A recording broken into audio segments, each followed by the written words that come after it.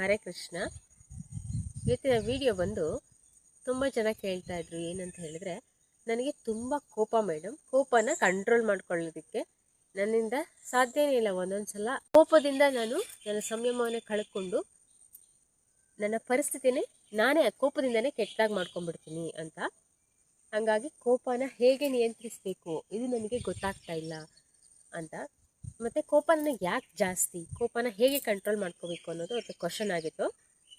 ಹಾಗಾಗಿ ನಾನಿವತ್ತು ಈ ಕೋಪದ ಬಗ್ಗೆ, ಕೋಪನ ಹೇಗೆ ಕಂಟ್ರೋಲ್ ಮಾಡ್ಕೋಬೇಕು ಅನ್ನೋದ್ರ ಬಗ್ಗೆ ಸ್ವಲ್ಪ ಮಾತಾಡ್ತೀನಿ. ನಿಮಗೆ ಇಷ್ಟ ಆದರೆ ಸರಿ ಇದೆ ಅಂತ ಅನ್ಸಿದ್ರೆ ತಗೊಳ್ಳಿ. ಏನಂತ ಹೇಳಿದ್ರೆ, ಈ ಅರಿಷಡ್ ವರ್ಗಗಳು ಏನಿದೆ ಅಂದರೆ ನಮ್ಮ ಮನುಷ್ಯನ 6 ಶತ್ರುಗಳು. ಅರಿ ಅಂತ ಹೇಳಿದರೆ ಕೋಪ ಅಂತ ಬರುತ್ತೆ, ಷಡ್ ಅಂತ ಹೇಳಿದರೆ 6 ಅಂತ ಅರ್ಥ ಆಗುತ್ತೆ. ಈ ಅರಿಷಡ್ ವರ್ಗಗಳಲ್ಲಿ ಒಂದು ಕೋಪ. ಈ ಕೋಪವನ್ನು ನಾವು ನಿಯಂತ್ರಣದಲ್ಲಿ ಇಟ್ಕೊಳ್ಳದೆ ಹೋದರೆ ಖಂಡಿತ ನಮ್ಮ ಮನಸ್ಥಿತಿ ಕೆಟ್ಟು ಹೋಗುತ್ತೆ, ಹಾಗೆ ಪರಿಸ್ಥಿತಿಗಳು ಕೂಡ. ಹಾಗಾಗಿ ಈ ಅರಿಷಡ್ ವರ್ಗಗಳಲ್ಲಿ ಒಂದಾಗಿರೋ ಈ ಕೋಪನ ಹೇಗೆ ಕಂಟ್ರೋಲ್ ಮಾಡ್ಕೋಬೇಕು ಅಂತ ಅವ್ರದ್ದು ಪ್ರಶ್ನೆ ಆಗಿತ್ತು.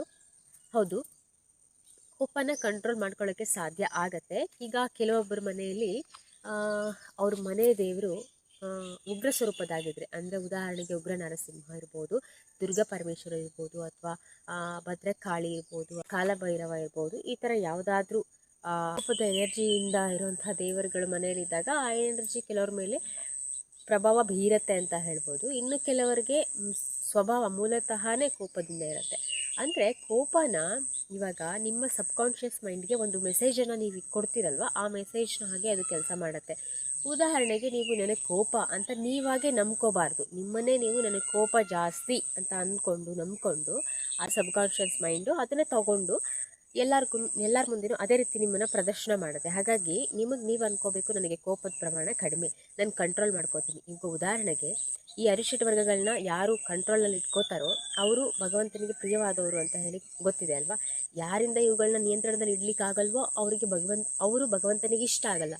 ಈಗ ನಾನು ಭಗವಂತನಿಗೆ ಇಷ್ಟ ಆಗಬೇಕು ಅಂದರೆ ನನ್ನಲ್ಲಿ ಕೋಪ ಇರಬಾರ್ದು ಅನ್ನೋದಾದರೆ, ಈ ಮನುಷ್ಯರಿಗೆ ಯಾಕೆ ಇಷ್ಟ ಆಗ್ತೀವಲ್ವ, ನಮ್ಮಲ್ಲಿ ಕೋಪ ಜಾಸ್ತಿ ಇದೆ ಅಂತ ಆದರೆ ಅದರಿಂದಾಗಿ ಕೋಪನ ಕಡಿಮೆ ಮಾಡ್ಕೊಳ್ಬೇಕು. ನನ್ನ ಕೈಲಿದೆ, ಎಲ್ಲನೂ ಪ್ರತಿಯೊಂದು ನನ್ನ ಕೈಲೇ ಇರುತ್ತೆ. ಹಾಗಾಗಿ ನಾನು ಅದನ್ನು ಕಂಟ್ರೋಲ್ ಮಾಡ್ಕೊಳ್ಳೋಕ್ಕೆ ಸಾಧ್ಯ ಆಗುತ್ತೆ.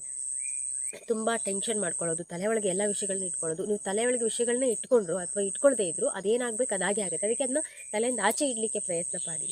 ಹೇಗೆ ಅಂದರೆ, ನೀವು ಆದಷ್ಟು ಕೂಲಾಗಿರಬೇಕು, ಬೆಳಗ್ಗೆ ಬೇಗ ಎದ್ದೇಳಬೇಕು, ಆದಷ್ಟು ಸೂರ್ಯೋದಯಕ್ಕೂ ಮೊದಲೇ ಒಂದು 15ರಿಂದ 20 ನಿಮಿಷ ಧ್ಯಾನನ ಮಾಡಬೇಕು. ಸೈಲೆಂಟಾಗಿ ಕೂತು ಓಂಕಾರನ ಓಂ ಅಂತ ದೀರ್ಘವಾಗಿ ಹೇಳೋ ಮೂಲಕ ನೀವು ಓಂಕಾರನ ಜಪ ಮಾಡ್ತಾ ಧ್ಯಾನ ಮಾಡೋದ್ರಿಂದ ನಿಮ್ಮ ಮನಸ್ಸು ಕಂಟ್ರೋಲ್ಗೆ ಬರುತ್ತೆ. ಶಾಂತಿಯಿಂದ ನೀವು ಇರಲಿಕ್ಕೆ ಸಹಾಯ ಆಗುತ್ತೆ. ಧ್ಯಾನದ ಜೊತೆಗೆ ಯಾವುದಾದ್ರೂ ದೇವರ ನಾಮವನ್ನು ಸಹ ನೀವು ಒಂದು ಅರ್ಧ ಗಂಟೆ 1 ಗಂಟೆ ಕೂತ್ಕೊಂಡು ಹರೇ ಕೃಷ್ಣ ಮಹಾಮಂತ್ರ ಈ ಥರದ್ದೇನಾದರೂ ಹೇಳ್ಬೋದು. ಆಮೇಲೆ ಎಲ್ಲದಕ್ಕಿಂತ ಮುಖ್ಯವಾಗಿ, ನೀವು ಪೂಜೆ ಮಾಡುವಾಗ ಬೆಳಗ್ಗೆ ಅಥವಾ ಮಧ್ಯಾಹ್ನ ರಾತ್ರಿ ಈ ಸಮಯದಲ್ಲಿ 3 ಸಾರಿ ಹೇಳ್ಕೋಬೇಕಾಗತ್ತೆ ಇದೊಂದು ಮಂತ್ರವನ್ನು. ಯಾ ದೇವಿ ಸರ್ವಭೂತೇಶು ಶಾಂತಿ ರೂಪೇಣ ಸಂಸ್ಥಿತ ನಮಸ್ತಸ್ಸೆ ನಮಸ್ತಸ್ಸೆ ನಮಸ್ತಸ್ಸೆ ನಮೋ ನಮಃ. ಇದನ್ನು ಹೇಳ್ಕೊಳ್ಳೋದ್ರಿಂದ ನಿಮ್ಮ ಮನಸ್ಸು ಕೂಡ ಶಾಂತವಾಗುತ್ತಾ ಹೋಗುತ್ತೆ.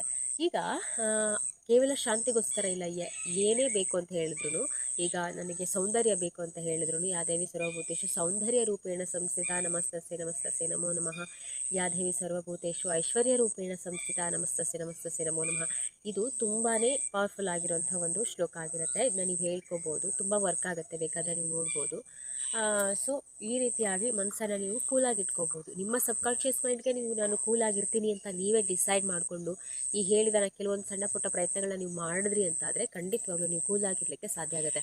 ಮೇಯ್ನಾಗಿ ನಮ್ಮ ಮನಸ್ಸನ್ನು ನಾವು ಹಿಡಿತದಲ್ಲಿ ಇಟ್ಕೋಬೇಕು. ಈ ಅರಿಷಡ್ ವರ್ಗಗಳಿಂದ ನಮ್ಮನ್ನು ನಾವು ನಮ್ಮ ಮನಸ್ಸು ಅದರ ಹಿಡಿತದಲ್ಲ, ಆದರೆ ಅದನ್ನು ನಮ್ಮ ಮನಸ್ಸಿನ ಹಿಡಿತದಲ್ಲಿ ನಾವು ಇಟ್ಕೊಳ್ಬೇಕು ಅಂತ ಹೇಳಿದ್ರೆ ಮೇಯ್ನಾಗಿ ಭಗವಂತನಿಗೆ ಶರಣಾಗಬೇಕು. ನೀವು ಯಾವ ದೇವರಿಗೆ ಶರಣಾಗಿದ್ದೀರಾ, ಯಾವ ದೇವರನ್ನ ನೀವು ಆರಾಧಿಸ್ತೀರಾ ಅವ್ರಿಗೆ ಕೇಳಿ, ನಾನು ಶಾಂತವಾಗಿರಬೇಕು, ಯಾರ ಮುಂದೆ ಕೋಪ ಪ್ರದರ್ಶನ ಮಾಡಬಾರ್ದು ಅಂತ ಅಂದ್ಕೊಂಡಿದ್ದೀನಿ ಅಂತ ಹೇಳಿ ನೀವು ಅಂತ ಪ್ರಾರ್ಥನೆ ಮಾಡ್ಕೊಳ್ಳಿ ನಿಮ್ಮ ದೇವರಲ್ಲಿ.